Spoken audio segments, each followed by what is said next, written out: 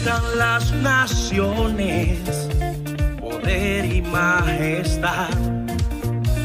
Procuran hacer las guerras promulgando libertad y no es verdad.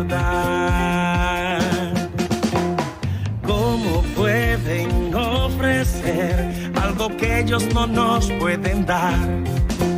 Nuestra guerra no es contra sangre.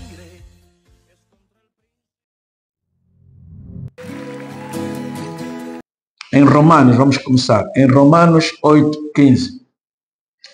Romanos 8,15 diz assim: pois vós não recebestes o Espírito que vos escravize para andardes uma vez mais atemorizados, mas recebestes o Espírito que os adotou como filhos, por intermédio da qual podemos dizer ou clamar: Abba Pai. Portanto, Deus diz que Ele não nos deu um espírito de medo para andarmos mais em temor, mas nos deu o Espírito Santo, que podemos confiar que o nosso Pai Celestial está conosco.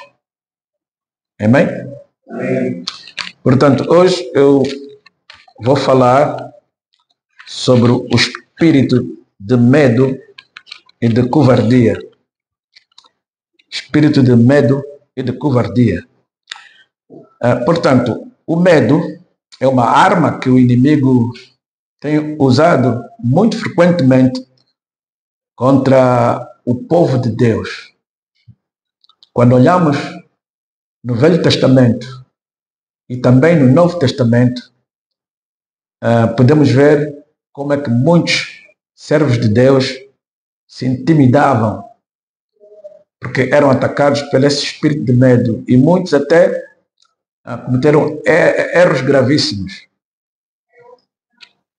Portanto, muitas pessoas neste mundo não conseguem alcançar seus planos, seus sonhos, até também o seu destino, por causa desse espírito de medo.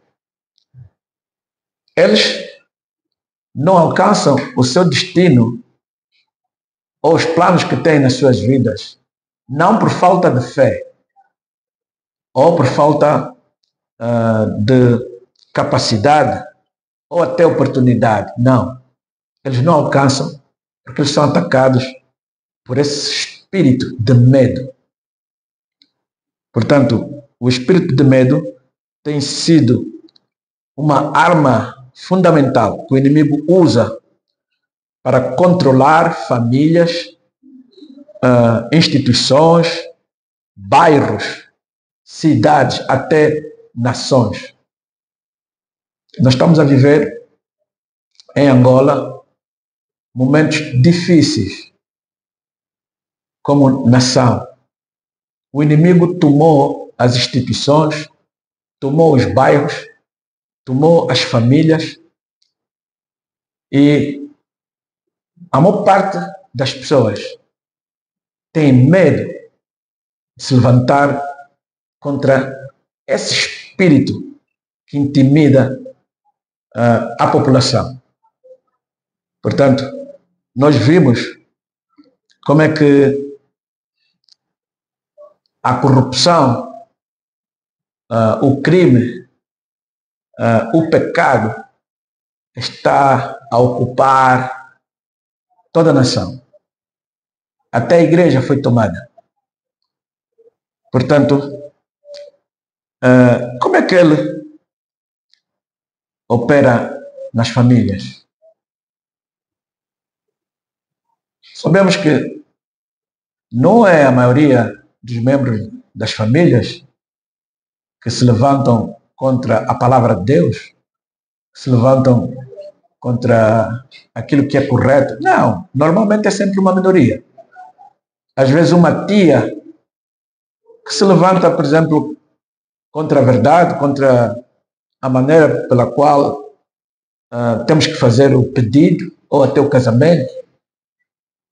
Às vezes é um tio que manipula a maioria, arranja confusão, às vezes o pedido já não se efetua por causa desse tio, e ele faz isso repetidamente, mas as pessoas têm medo de se levantar contra ele, têm medo de pôr ele no lugar dele. Às vezes é no bairro, tem um grupo de pessoas que fazem assaltos à mão armada. Não é um grupo grande, às vezes é só 8 pessoas. Num bairro que vive, sei lá, 10 mil pessoas. E eles controlam este bairro, controlam à noite, ninguém pode sair depois das 18 ou 20 horas da noite. Esse grupo pequeno de 8 pessoas assaltam a mão armada, incluindo, matam, cometem assassinatos. E a maioria tem medo de se levantar contra esse grupo, prendê-los e pôr no lugar em que eles merecem, porque são antissociais. A maioria está com medo. Portanto,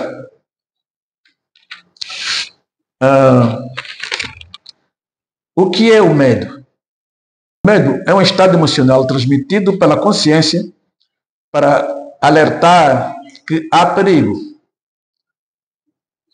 Pode-se dar um temor ou ansiedade. Esse temor ou ansiedade pode ser racional ou irracional. Portanto, o medo não é mau. O medo foi criado por Deus. O medo é algo que até nos ajuda a andar com prudência. O problema não é medo. Suponhamos que se nós não tivéssemos esse instinto de medo, o número de mortes na nossa sociedade aumentaria. Imagina uma pessoa atravessar a estrada perigosa e que a tua consciência não te alerta. Imagina tu estás num prédio e estás a andar no parapeito e não te dá esse instinto de medo. Podes cair desse parapeito. O problema não é medo. O problema é a capacidade de nós controlarmos o medo, sermos racionais. Portanto, esse medo pode ser transmitido pelos nossos 5 sentidos, né? Pode ser transmitido pela visão, pode ser pelo tacto, enfim. Mas também o medo pode ser transmitido pelo espírito. Às vezes nós não estamos a ver nada, mas sentimos que há perigo.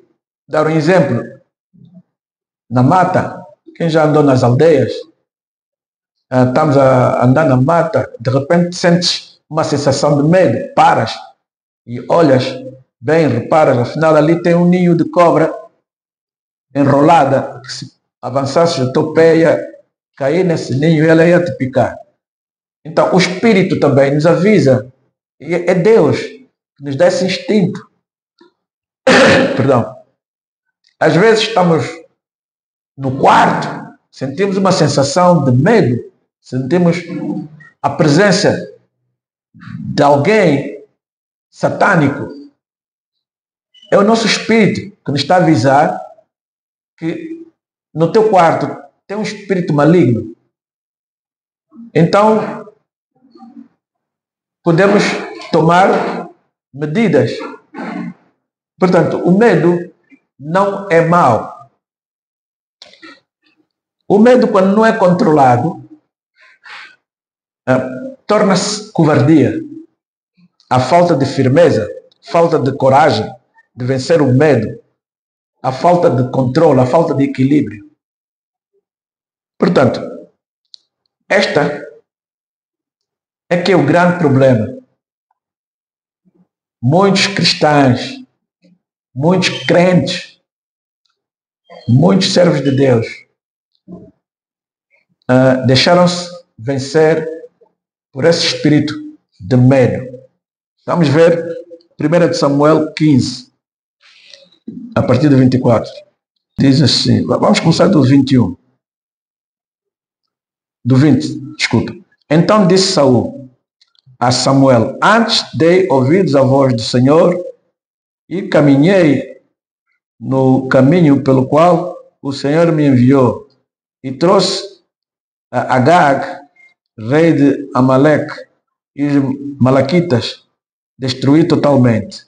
Mas o povo tomou do despejo ovelhas e vacas, o melhor do interdito, para oferecer ao Senhor, seu Deus, em Gilgal. Porém Samuel disse: tem porventura o Senhor tanto prazer em holocaustos e sacrifícios, como em que se obedeça à palavra do Senhor? Eis que o obedecer é melhor do que sacrifícios, e atender melhor é do que a gordura de carneiros. Portanto, o rei Saul, Deus lhe deu uma diretriz, Deus lhe incumbiu uma missão, que era de atacar o campo dos inimigos do povo de Deus e destruir tudo e matar todos, tanto pessoas como animais. Saul destruiu quase todos, mas deixou... Saul não, os soldados. Os soldados mataram todos excepto o rei. E mataram todos os animais excepto as vacas gordas. Saul disse que teve medo do povo, teve medo dos generais do exército, que eles é que trouxeram esses animais. E ele, com medo, não reivindicou. Ele não disse nada, ele somente aceitou. E qual foi o fim de Saul? Deus lhe abandonou como rei e Deus foi procurar outra pessoa para ser rei. Portanto, através do profeta Samuel, Deus encontrou David. Na altura, David tinha 17 anos. Portanto, isso é para que nós vejamos quão perigoso ou quão devastador é o espírito de medo. Nós nos tornamos covardes. É isso que está a acontecer na nossa nação. É isso que aconteceu em Angola. Era um grupo pequeno de pessoas que começaram a influenciar os outros a andar torto, a ir no caminho errado. E a maioria não se levantou, a maioria não se importou, a maioria deixou com que essa minoria controlasse as instituições. Agora, estamos numa fase caótica, numa fase que o inimigo, por causa do espírito de medo, está a controlar todas as instituições, principalmente as famílias. Yeah? Nas famílias, às vezes, temos um tio que abusa as sobrinhas. Os mais velhos sabem, mas têm medo de se levantar contra esse tio. Tem medo de pôr o tio sentado e lhe falarem a verdade e até puni-lo. Ficam com medo de enfrentar esse tio. Às vezes esse tio tem muito dinheiro, tem muita influência. Ele é que ajuda os outros. Quando alguém morre, ele é que compra o caixão. Às vezes é um tio, como disse, que quando há casamento, ele é o confusionista. Já fez estragar casamentos ou pedidos. Mas as pessoas têm medo de se levantar contra ele, têm medo de lhe pôr no lugar certo, têm medo de lhe chamar a razão. Por quê? Por causa da influência que ele tem. Portanto, Há exemplos, por exemplo, empresas. Há pessoas no qual o chefe já foi destituído. Você é diretor adjunto. O teu diretor foi destituído porque trabalhou mal, caiu em corrupção, já foi destituído. E você é eleito como diretor agora, mas você não aceita. Você tem medo porque a outra pessoa que foi eleito para sentar nesse lugar morreu depois de uma semana. Você é crente, você é cristão, você é filho de Deus, mas você tem medo que se aceitares esse cargo também pode morrer. Portanto, este medo também entrou na igreja. Há muitas igrejas no qual os pastores andam mal. Às vezes é o fundador que anda mal. O fundador faz nepotismo, põe nos lugares chaves o filho, o cunhado, a nora, o primo, o irmão. Ele não distribui equitativamente os recursos do ministério, ele usufrui da maior parte do dinheiro, por exemplo, mas tem medo de enfrentar esse líder, porque é o fundador do ministério. Há muitos ministérios assim. Eu já participei em alguns. Uns até tive que sair porque não conseguia admitir com que tratassem de um ministério como se fosse uma empresa. Mas nós notamos muito desse espírito a controlar a sociedade. Portanto, nós, cristãos, nós, crentes, Deus nos deu a sua palavra para nós acreditarmos que Deus tem poder. Deus tem poder para nós fazermos revolução. Deus tem poder para nós lutarmos contra a corrupção. Deus nos deu poder para nós lutarmos contra delinquentes. Deus nos deu poder. Vou dar um exemplo. Se um grupo de delinquentes no teu bairro te ameaçou que vai vir te assaltar, vai vir te agredir, e tu sabes que eles têm facas, porque quando eles vieram te ameaçar, tu vistes as facas que eles trouxeram. Então, como é que tu vais te defender contra essas pessoas? Você vai orar? Somente orar? Não vai fazer nada? Claro que a luta contra o espírito de medo tem a parte espiritual, mas também tem a parte material, né? Tem a parte física. Você deve primeiro ir à esquadra, participar, dizer que há um grupo de pessoas que disseram ou te prometeram te invadir, te agredir, te matar. Mas depois também tens que, se ele está a vir com faca, você tem que ter uma arma que contraponha as facas que estão a trazer. Vai ficar de braços cruzados? Não, se fosse eu no lugar dessa pessoa, eu vou preparar uns ferros, vou preparar a katana, vou preparar, sei lá, para me defender. Vou orar, claro. Vou orar, vou interceder, vou usar as armas que Deus me deu, mas imagina só, o rei Davi não orava só. O rei Davi lutava e matava os seus adversários com lança, com machados, com espada. Então, como é que vocês pensam que hoje em dia o inimigo está nos a cercar, o inimigo está a nos a matar com armas e vocês só querem orar? Acha que é adequado? Não, não é adequado. É adequado você mudar para uma casa, compraste uma nova casa, mudaste para essa casa está assombrada, ouves vozes que te intimidam, que te ameaçam. Então, você vai abandonar a casa?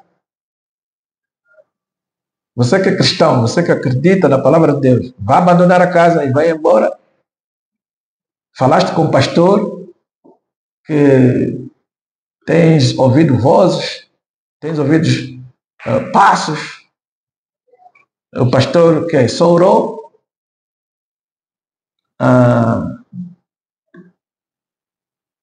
Ou você abandona logo. Não, tem que orar. Temos que orar, irmãos. Temos que interceder. Se você anda reto, se você anda correto, se você tem fé na palavra de Deus, claro que vocês vão conseguir tirar esse espírito maligno desta casa. O ímpio abandona. Nós não somos ímpios. Nós somos crentes, nós somos filhos de Deus. Como é que queremos fazer um negócio, por exemplo, e naquela área tem os bandidos que controlam, tem os malfeitores que controlam a área, e nós não vamos entrar naquela área? Não, irmãos, nós vamos orar e vamos tomar essa área. Isso é ser cristão. Isso é ser verdadeiramente cristão. Há momentos que vamos orar, mas há momentos que vamos pegar em armas para nos defender. Nós não podemos deixar nosso bairro ser tomado. Já imagina, bairros tomados por delinquentes e que a maior parte dos moradores acreditam em Deus e vão para a igreja, mas o bairro é tomado. Vê como é que Satanás domina bairros, vê como é que Satanás domina nações, instituições.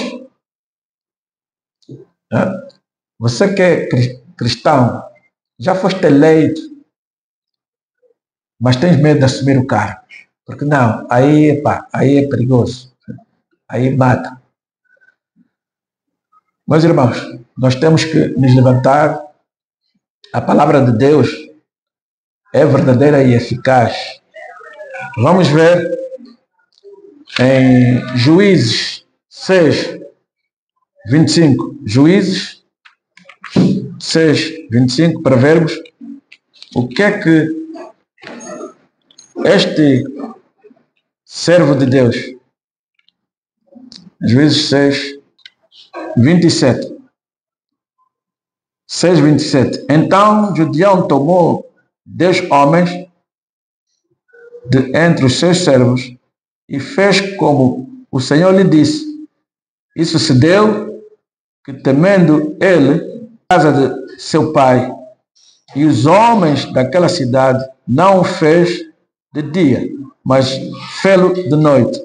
Levantando-se, pois, os homens daquela cidade de madrugada, eis que estava o altar de Baal derribando o bosque, e o bosque que estava no pé dele cortado, e o segundo boi foi oferecido do altar de novo edificado. E um dos outros disseram: quem fez esta coisa? E esquadrinhando e inquirindo, disseram: Gideão, o filho de Joás, fez essa coisa. Então os homens daquela cidade disseram a Joás: tira para fora de teu filho para que morra, pois derribou o altar de Baal e cortou o bosque que estava ao pé dele. Portanto, isso retrata de um homem que os anjos apareceram e deram um recado de Deus, que era para ele derrubar o altar de Baal que o seu pai tinha erguido. O seu pai ergueu um altar para adorarem outros deuses. E Deus apareceu na vida desse jovem, o Gideão, e disse a ele para derrubar aquele altar. Gideão, ele só quis provar que realmente era Deus que estava a falar com ele. Ele pediu que Deus provasse que era Deus que estava a falar com ele. E Deus lhe provou. E ele encheu-se de coragem. Né? Nós lemos que ele estava com medo. Por isso que ele foi à noite Ele não deixou de fazer aquilo que Deus lhe disse para fazer. Pelo contrário, ele foi sábio. De dia, há muitas pessoas a passar, provavelmente iam se levantar contra ele antes dele derrubar o altar. Não, ele foi de noite, derrubou o altar. E de dia, começaram a investigar quem tinha derrubado. E souberam que era ele. Mas a história diz que Deus lhe protegeu. E depois, esse mesmo judião, Deus lhe manda lutar contra uma outra tribo que estava a dominar o povo de Deus. Portanto, e ele tornou-se o libertador naquele tempo do povo de Deus. Ele começou a encher-se de coragem. Começou a ver como Deus lhe provava que Deus era Deus e que Deus conseguia fazer aquilo no qual Deus enviava a sua palavra.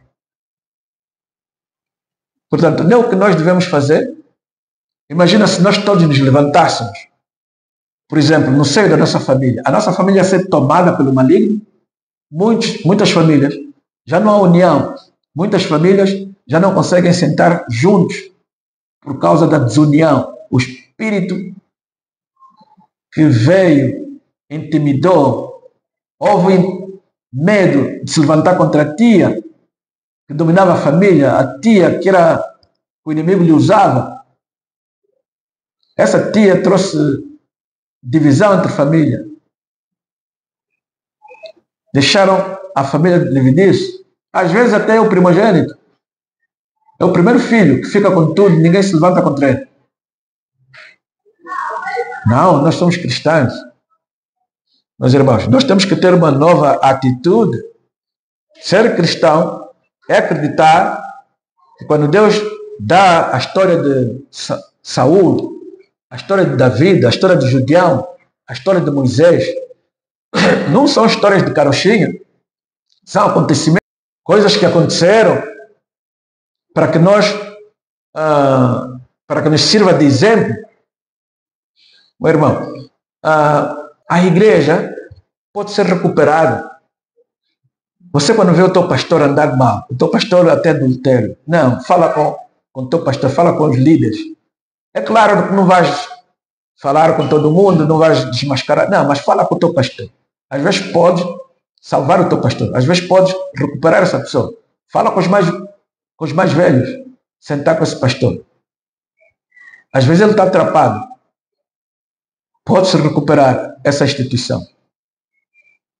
Nós não podemos deixar com que a nossa congregação seja tomada, porque temos medo, porque temos receio, porque essa pessoa tem muita influência, temos medo de perder o emprego, temos medo de perder a influência que temos nesta instituição.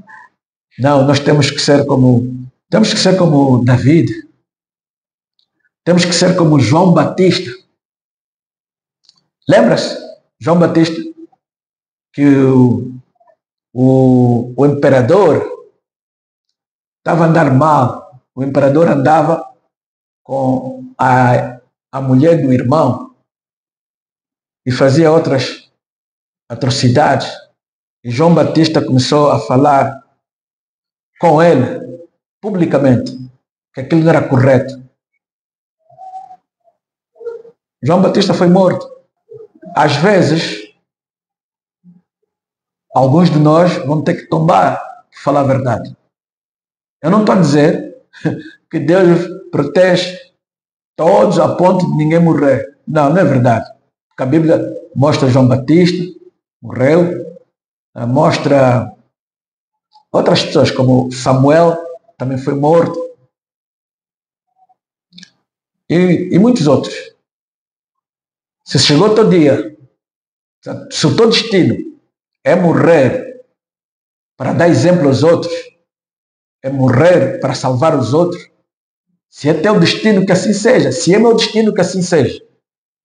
Nós devemos abraçá-lo, devemos encorajá-lo, não se levantar contra aqueles que têm coragem. Sabe como é que na igreja se levantam contra aqueles que têm coragem? Irmão, tem que ter cuidado. Aqui então te prendem. Aqui então, se falares assim, não vais durar muito.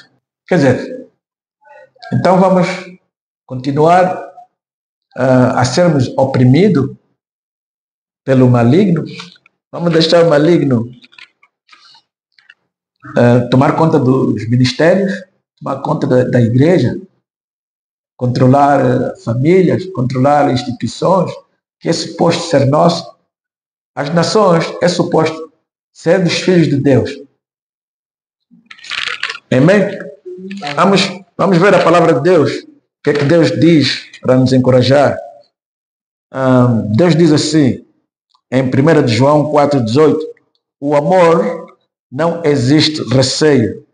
Desculpa, no amor não existe receio. Antes, o perfeito amor lança fora todo medo. Ora, o medo pressupõe punição e aquele que teme não está aperfeiçoado no amor. Deus está a dizer que aqueles que ainda não venceram o medo, aqueles que têm um espírito de covardia, eles ainda não se amadureceram no amor de Deus. Porque o amor de Deus, quando está em nós, ele nos dá um espírito de coragem, nos dá um espírito de valentia, conforme David era valente, conforme Josué era valente, conforme Moisés, apesar de ser tímido, era valente. Nós temos que ser capazes de vencer o medo. Nós temos que ser capazes de não deixar com que o medo tome conta, não somente de nós, mas tome conta da nossa família, tome conta do nosso bairro, tome conta da nossa nação. A nação é nossa. Deus deu aos seus filhos. Você não vê que os seus filhos em todas as nações são a maioria. Os homens de bem é a maioria em todas as nações, em todas as famílias. A minoria, está vendo, nos partidos políticos, uma minoria é que controla o partido. Tanto da oposição como o partido que governa. Não é a maioria está contra os atos maus que eles fazem, que eles perpetuam. Só que a maioria não tem coragem, tem medo de se levantar contra essa minoria que traz sofrimento na nação, que traz confusão, distúrbio, traz mal-estar, traz sofrimento, que mata. Vê como é que a corrupção mata pessoas, mata crianças, põe pessoas a comer lixo. Irmãos, devemos encorajar os nossos filhos a serem valentes. Nós não podemos mais dizer aos nossos filhos, tem cuidado, tem cuidado. Não, temos que dizer aos nossos filhos, filho, confia na palavra de Deus, levanta-te contra o que é incorreto, levanta-te contra a injustiça.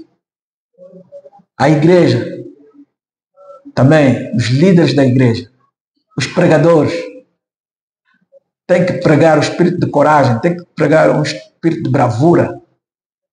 Nós todos, cristãos, somos revolucionários por natureza. Por quê? Porque Jesus foi o grande revolucionário que apareceu na terra. Vê como é que eles condenaram Jesus, mesmo Jesus estando certo.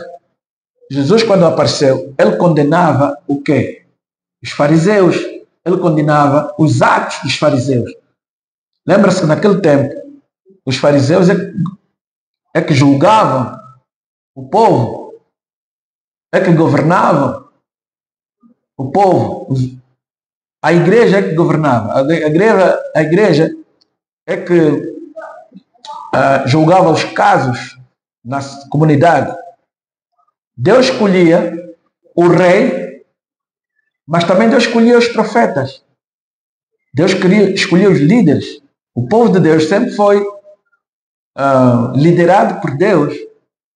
Então, Jesus, quando veio, Jesus se levantou contra as regras mal interpretadas. Jesus se levantou contra a má prática das doutrinas. E por isso ele foi morto.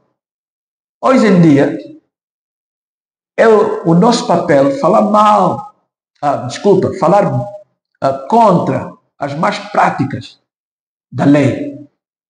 Quando a lei não é implementada de uma forma correta, é dever da igreja se levantar contra isso, dever de nós cristãos. Não é só os líderes, não. São todos nós.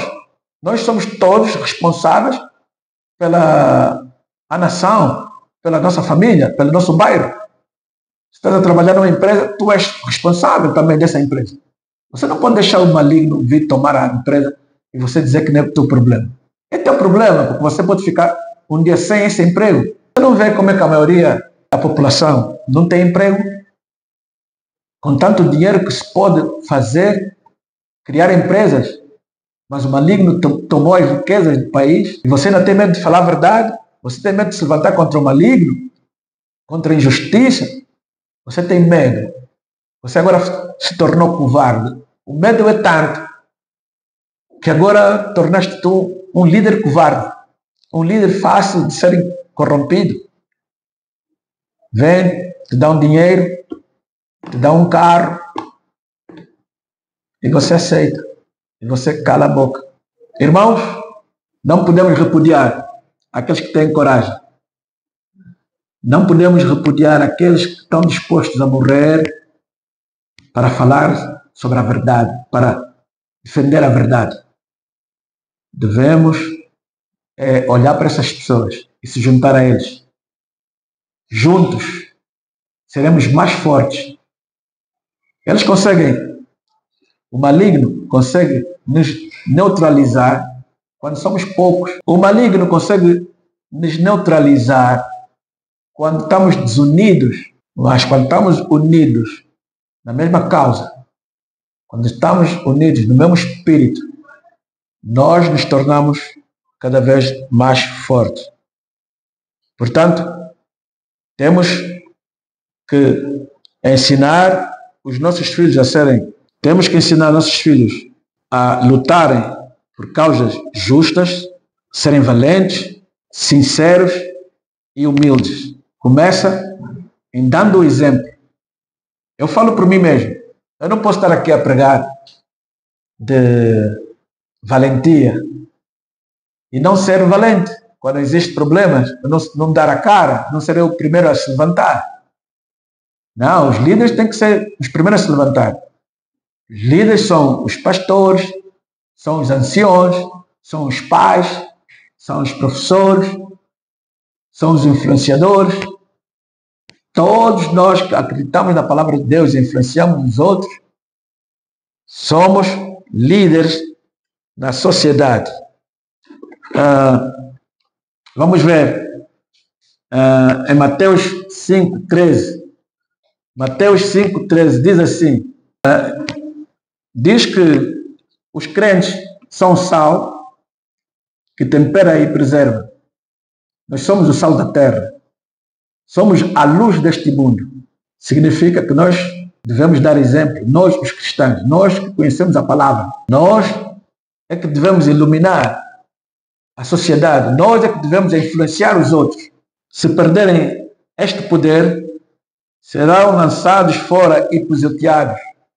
A igreja foi lançada fora. Em Angola, a igreja foi lançada fora e está a ser pisoteada. Significa que ninguém está a respeitar a igreja, não tem influência. Os que têm dinheiro, os que têm influência política, estão acima do povo de Deus, estão acima dos líderes da igreja. Então Deus diz a sua palavra, se nós não recebemos esse poder de sermos o sal da terra, a luz deste mundo, então vamos ser pisoteados, significa que vamos ser desprezados. Nós é que vamos pedir favor para comer. Amém, irmãos? Portanto, espero que nós tomamos uma nova atitude. Atitude do rei David, a atitude de Gideão, a atitude de Moisés, a atitude de Pedro, de Paulo, que se levantaram para lutar contra o maligno, se levantaram para lutar contra o medo, o espírito de medo e de covardia. Não somos mais covardes, mas sim somos valentes. Deus nos fez na sua imagem e semelhança. Nós somos novas criaturas. Aquele que era fraco, agora diz que é forte. Por quê? Porque tu tens o Espírito de Deus em ti. Deus não te deu o espírito de medo, mas poder, amor e autocontrole. Eu repito, Deus não nos deu o espírito de medo, mas sim poder, amor e autocontrole. Para nós controlarmos aquilo que Deus já nos deu como direito. Deus já nos deu os bairros. Deus já nos deu as instituições. Deus já nos deu as famílias. Deus já te deu os teus filhos. Você não pode mais deixar teus filhos serem controlados pelo medo. Ó Deus Pai Todo-Poderoso, Deus de Abraão, Isaac e Jacó, Senhor, eu oro, Pai, para tocar no coração de cada um de nós, Senhor, principalmente no coração das crianças que estão nesta nação. Deus Pai, levanta, Senhor, valentes, levanta, Senhor, Gideões, levanta, Moisés, levanta outros Davides para se juntarem e combatermos contra o espírito do medo, combatermos contra a corrupção, combatermos contra a injustiça. Oh Deus Pai, nós acreditamos na força do Teu poder, Senhor, conforme David confiou na Tua palavra, Senhor. Nós também confiamos na Tua palavra. Oh Deus Pai, ajuda-nos, Pai. Ajuda-nos a ter esse espírito de valentia. Ajuda-nos, Pai, a ter a coragem de podermos enfrentar o inimigo. Senhor, obrigado, Pai, pela Tua palavra. A Tua palavra não volta para trás vazia, mas sim cumpre com o propósito no qual você enviou. Obrigado, Senhor, pelo Teu Espírito Santo. O Teu Espírito Santo habita dentro de nós. O Teu Espírito Santo, Senhor, é que nos guia. O Teu Espírito Santo, Senhor, é que nos dá discernimento. O Teu Espírito Santo, Senhor, é que nos levanta quando nós caímos. Oh Deus Pai, o Teu Espírito Santo é que nos protege quando o inimigo nos cerca. Obrigado, Pai. Tu dizes na Tua palavra que aqueles que habitam no esconderijo do Altíssimo, à sombra do Onipotente descansarão. Nós habitamos no esconderijo do Altíssimo, à sombra do Onipotente. Nós descansamos, Senhor. Tu és o nosso escudo, a nossa fortaleza, a nossa rocha, a nossa âncora, o nosso defensor. Em Ti nós confiamos. Já nos livraste do laço passarinheiro, da peste preciosa. Já nos livraste dos feiticeiros. 1000 cairão à nossa frente, 10.000 à nossa direita, mas nada nos atingirá. Somente com nossos olhos olharemos e veremos a recompensa dos nossos inimigos, aqueles que se levantam contra nós sem razão. Oh Deus Pai, obrigado, Senhor, pela força e pelo Teu poder. Ainda que nós andemos no vale da sombra da morte, não temeremos mal nenhum. Deus Pai, temos certeza que Tu és o amigo da justiça. Oro no nome do Pai, do Filho e do Espírito Santo. Amém. Amém. Faz de mim, Senhor, um santuário puro e santo, verdadeiro, com coração, Senhor, cheio de gratidão. Santuário, eu serei, faz de mim, ó Senhor, um santuário, puro e santo, verdadeiro, com coração, Senhor, cheio de gratidão.